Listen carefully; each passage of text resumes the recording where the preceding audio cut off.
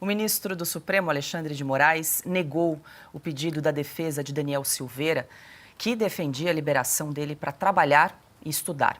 E é sobre esse assunto e outros que a gente conversa agora com o advogado Paulo Faria, que atua na defesa de Daniel Silveira. Doutor Paulo, muito boa noite, seja bem-vindo, obrigada mais uma vez pela entrevista. Boa noite, Paula, boa noite à audiência da Oeste, é um prazer estar aqui com vocês. Doutor Paulo, vários assuntos aqui para a gente comentar a respeito do ex-deputado, mas sobre essa informação de que o ministro Alexandre de Moraes negou o pedido por Daniel Silveira trabalhar e estudar fora da prisão. Ele teria uma oferta de trabalho numa academia e também, inclusive, como estagiário no seu escritório de advocacia. Aí gostaria que o senhor explicasse para quem nos acompanha o que o ministro Alexandre de Moraes alega para negar esse pedido.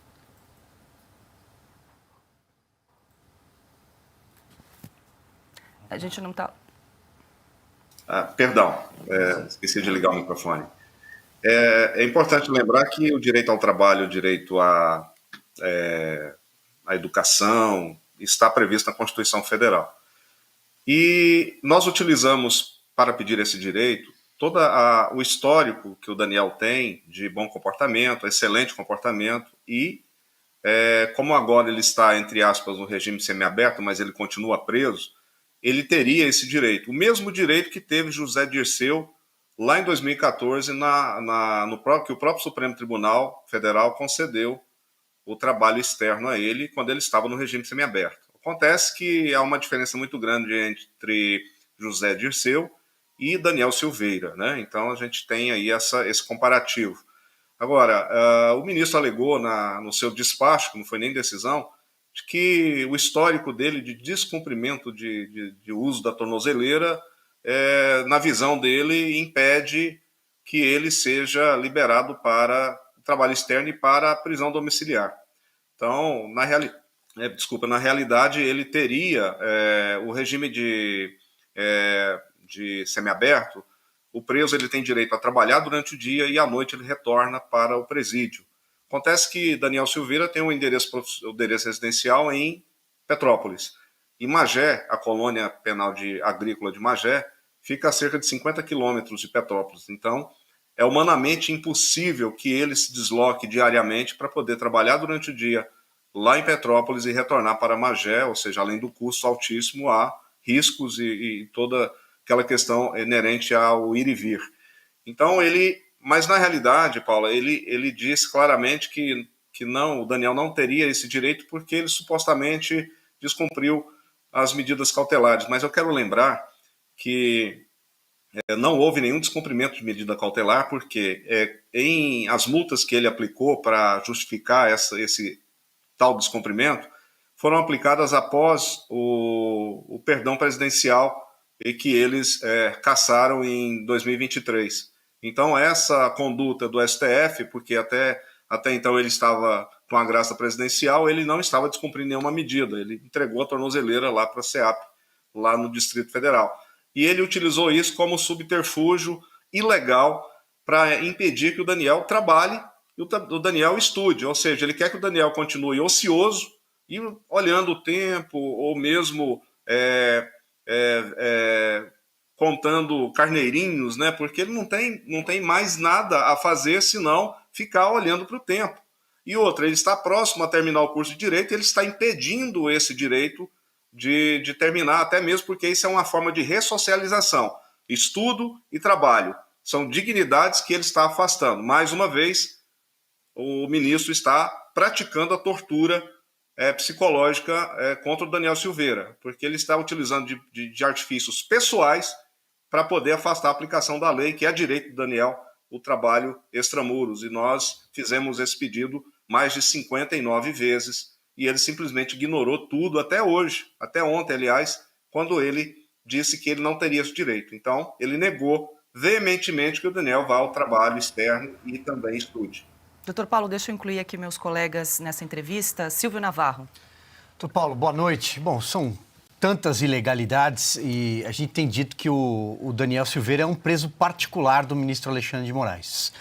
Não há caso similar no Brasil, por exemplo.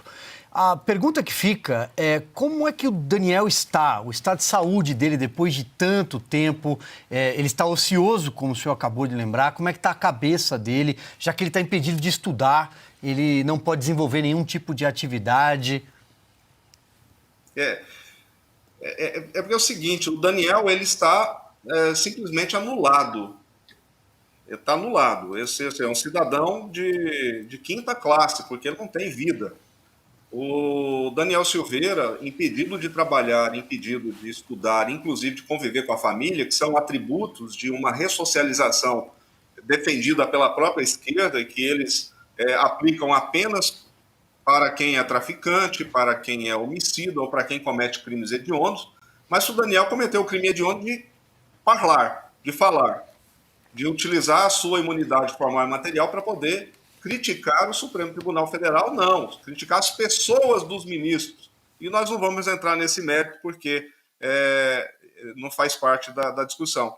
Mas psicologicamente ele está abalado, porque ele esperava que pudesse ter esse direito reconhecido, pelo menos assim, não tão descaradamente assim ser pessoal, que ele é o preso de estimação do Alexandre de Moraes e que ele faz de tudo para prejudicar e para afastar qualquer tipo de direito que a lei permite, que a Constituição permite. Então, inclusive a saúde dele está bem frágil, e nós já noticiamos isso desde agosto.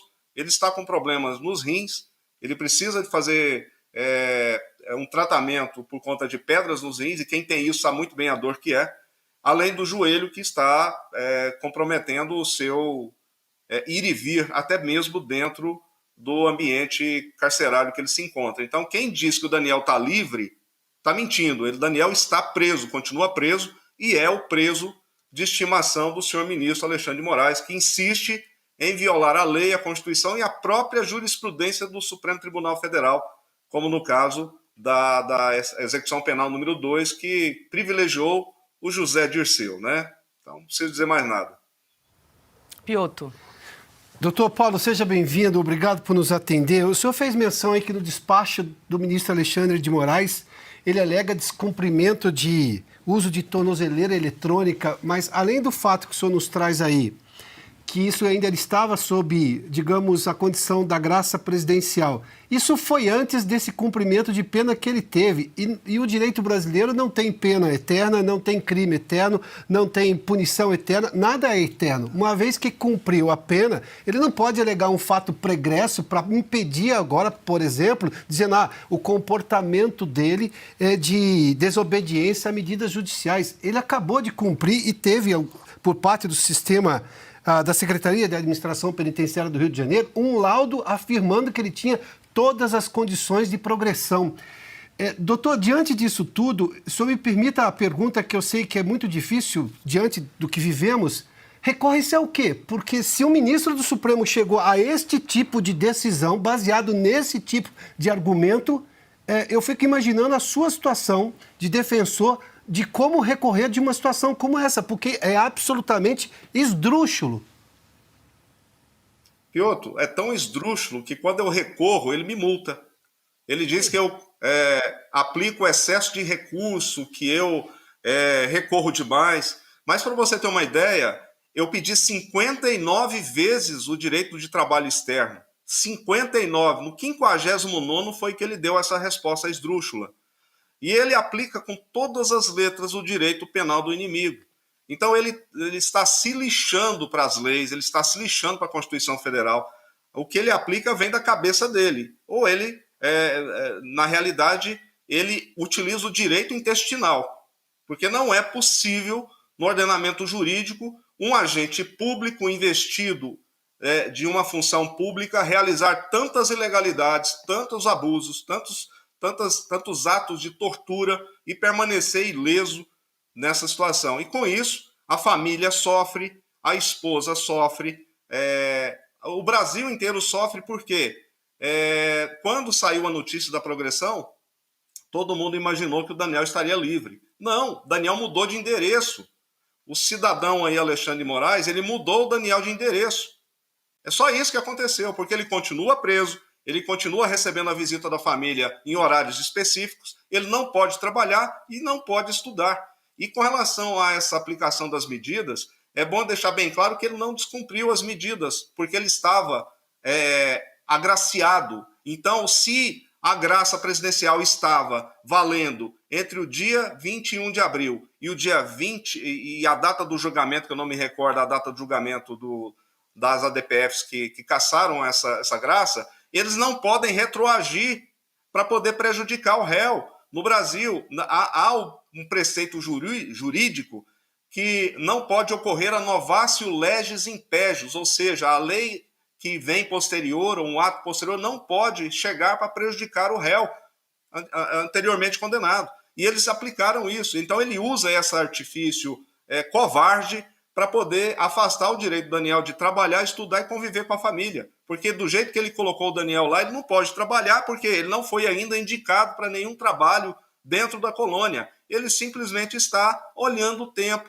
vendo o vento bater nas árvores e canto dos passarinhos. É isso que ele está fazendo. Ele está vegetando vivo. É um vivo vegetal. Ou seja, ele não pode fazer absolutamente nada porque o Deus Rei da República Federativa do Brasil, o dono do Brasil, se achou no direito de proibir um cidadão de trabalhar e estudar porque ele quer. Não é porque a lei não permite, é porque ele quer. Porque precedente no STF nós temos. E tem mais. Existe um laudo da Polícia Federal que atestou que o Daniel não infringiu ou não rompeu nenhum lacre de tornozeleira. Então ele mente descaradamente para poder deixar o Daniel preso. Agora eu vou recorrer a quem?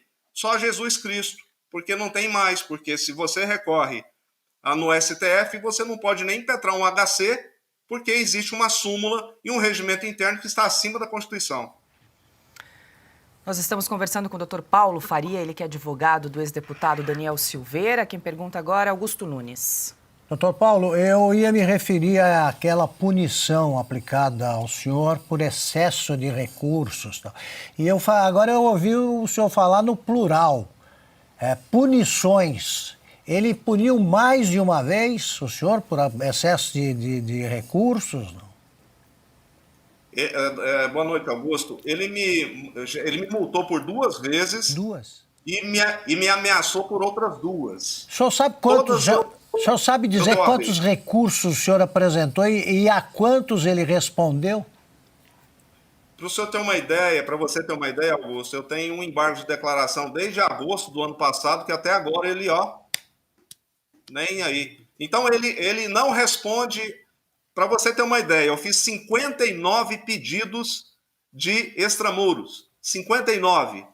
Ele, no 59º que ele foi responder. Aí, no 58º, eu perguntei para ele, no embargos, por que o senhor não falou nada do extramuros? Aí ele deu a resposta agora. Eu falei agora, não vou dar, não defiro. Pronto, acabou. Aí eu vou recorrer a quem? Aí eu faço um agravo regimental, que tem que ser enviado para a turma ou para o plenário. Ele julga monocraticamente, não conheço do recurso de agravo regimental, ele mesmo julga o que ele achar que é conveniente. Então, assim, é um cidadão, um agente público que comete crimes e mais crimes e está aí impune. A nossa OAB, que é o Conselho Federal da OAB, fica assistindo isso de camarote, não faz nada para poder mudar isso, porque a Constituição Federal tinha que ser respeitada. Mas não é respeitada. A Ana também tem uma pergunta para o Dr. Paulo Faria. Doutor Paulo, seja muito bem-vindo. Bem, doutor Paulo, aqui nos Estados Unidos, todos já sabemos que o Congresso americano anda de olho, né, nesse nome Alexandre de Moraes. Muitas peças desse quebra-cabeça do regime totalitário do Brasil, sob a batuta de Alexandre de Moraes, esse quebra-cabeça está sendo montado. E eu queria perguntar para o senhor exatamente isso, atualizações das denúncias que o senhor fez nas cortes internacionais. Como é que isso está? E se há alguma notícia de recebimento? E se o senhor vai agora atualizar, né, com mais um pedido negado dentro da esfera jurídica, dentro das nossas leis no Brasil? Oi, Ana, boa noite, obrigado pela pergunta. Em 2 de setembro, aliás, 2 de outubro, eu fiz um pedido de medidas cautelares na OEA, na Comissão Interamericana de Direitos Humanos, em Washington. E até atualizei hoje, está ainda sob estudo.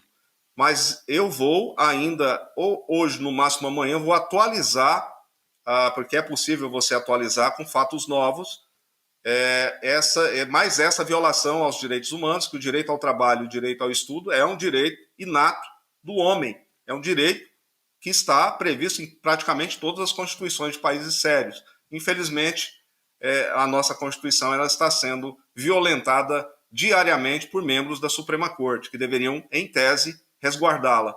Então, eu irei atualizar, porque a prática da tortura, Ana, não é colocar a pessoa num pau de arara, não é colocar a pessoa de cabeça para baixo e bater no pé ou espancar, não. Aí a tortura é psicológica, porque um cidadão de bem, um cidadão na fase mais produtiva da vida, está sendo impedido por um agente do Estado, em nome dele, de exercer algo que está na Constituição, que é o direito ao trabalho, que é o direito ao estudo. Então, irei sim atualizar e requerer reforçar o pedido das medidas cautelares para que Alexandre de Moraes, o STF, sejam afastados de condução de qualquer processo em face de Daniel Silveira, bem como a Procuradoria-Geral da República, que é covardemente omissa, porque a função dela é ser fiscal da lei, custos legis e defender a Constituição, mas, pelo contrário, ela age contra a Constituição para poder atender interesses pessoais do Alexandre de Moraes, que tem na mira única e exclusivamente o seu preso de estimação, chama-se Daniel Lúcio da Silveira, torturado e preso político. Doutor Paulo, mais uma vez agradeço por o senhor conceder mais uma vez essa entrevista aqui em Oeste Sem Filtro. Obrigada pela atenção, obrigada pela atualização aí do caso Daniel Silveira e até uma próxima. Obrigado, Paulo. Eu queria só finalizar e deixar uma expressão para vocês, que o Daniel Silveira já cumpriu o prazo para o livramento condicional. Ele cumpriu já 33%, o Alexandre de Moraes demorou tanto a falar sobre o trabalho externo, sobre a própria progressão de regime, que ele já atingiu 33%. Então, hoje está há 1.069 dias preso. Isso são necessários para o livramento condicional apenas 1.065. Então, já passou 4 dias e nós requeremos já esse pedido, que é um benefício que está no Código Penal e também na Lei de Execuções Penais. Então, esperamos que a lei seja cumprida uma única vez aqui no Brasil. Obrigado, Ana, Paula, perdão, e um abraço a todos.